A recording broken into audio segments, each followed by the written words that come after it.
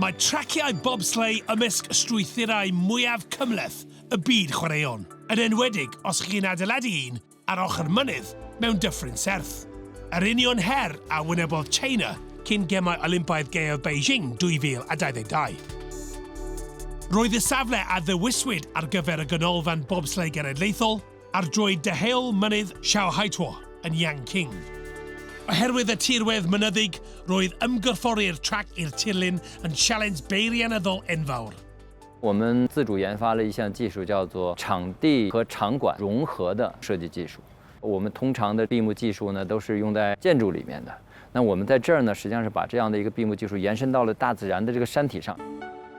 Dilynwyd Trac 1,975 metr o hyd, gyda chwimp vertigol o 121 metr, mor uchel ag adeilad 45 llawr. Mae yna 16 cromlin ar y trac, pob un yn wahanol i'r llall.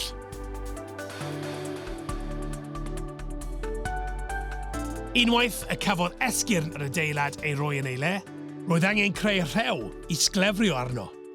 Felly gosodwyd dros 120 km o beipiau rheweiddio.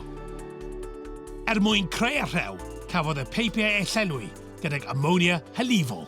Ond fel bod yr ammonia'n llifo'n rhydd, rhaid i'r peipiau fod yn glir. Felly defnyddiwyd aer pwysedd uchel i'w clirio.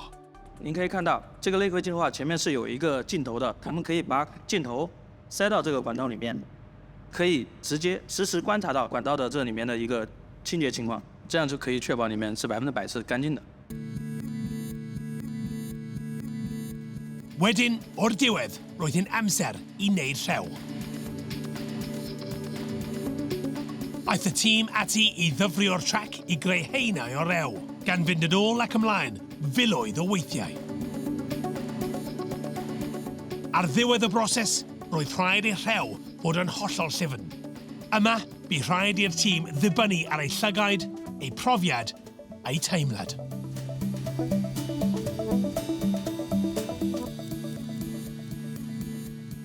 Unwaith roedd y trac yn barod, roedd yr holl systemau angen ei gwirio sawl gwaith.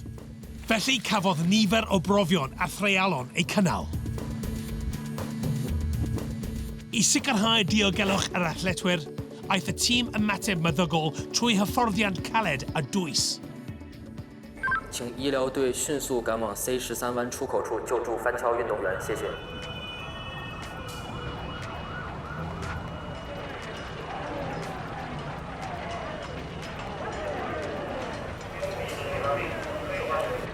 Track is clear. 赛道已就绪，请应期准备出发。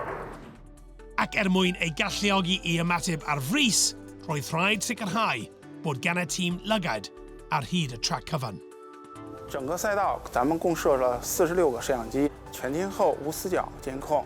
其中呢，出发区最低点还有收车区设置了有咱们360度云台摄像机。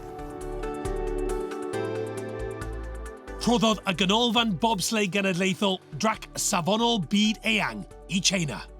Trac oedd yn torri tir newydd mewn mwy nag un ystyr. Ac os nad ych chi'n teimlo fel hedfan i lawr, hein yn denau o rew ar 130 km/h, mae yna wastad yr opsiwn rhythwyr sy'n llawer fwy diogel a bron yn gymaint o hwyl.